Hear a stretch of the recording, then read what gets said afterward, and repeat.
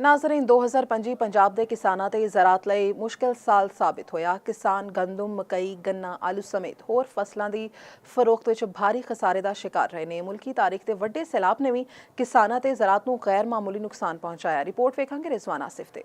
साल 2025 ज़राअत ते किसानां लई मायूस कुन साबित होया। IMF मुआहदे दे तहत किसानां तों गंदम दी सरकारी खरीदारी नहीं हो सकी। किसानां ने 1800 तो 2000 रुपए फी मन दे हिसाब नाल खसारे विच अपनी पैदावार वेची। गन्ने दे काश्तकार भी पूरी कीमत ना मिलण दा शिकवा करदे नजर आए। नरमे दी पैदावार वधाण बारे सरकारी दावे सच साबित ना हो सके। डीजल, ज़राई अद्वियात ते खादां दियां कीमतां विच इजाफा होया। किसानां ने महंगे ज़राई अद्वियात इस्तेमाल घट कीता, जिस नाल फी एकड़ पैदावार मुतासर हुई। पंजाब विच सैलाब दियां तबाहकारियां नाल 16 लाख एकड़ ज़राई रकबा मुतासर होया, जिस विचों 8 लाख एकड़ ते चावल दी फसल सब तो वध मुतासर हुई। किसान तंजीमां विफाकी ते सूबाई ज़राई पॉलिसियां उत्ते शदीद तनकीद करदियां रहियां। 2025 न ज़राअत के लिए अच्छा रहा, न किसान के लिए अच्छा रहा, न पाकिस्तान के लिए अच्छा रहा, न पाकिस्तान की मईशत के लिए अच्छा रहा। किसान के न घर के हालात ठीक रहे, न खेत के हालात ठीक रहे, न बच्चों की तालीम के हालात ठीक रहे, न सेहत के हालात ठीक रहे। हत्ता कि किसान के तमाम ख्वाब चकनाचूर हो गए।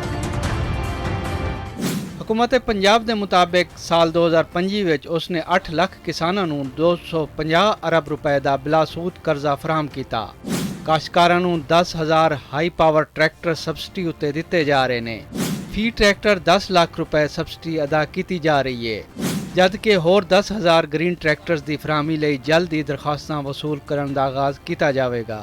फी सीडर 9 लाख रुपए की सबसिडी अदा कर रही है। रिजवान आसिफ, चौपाल, लाहौर।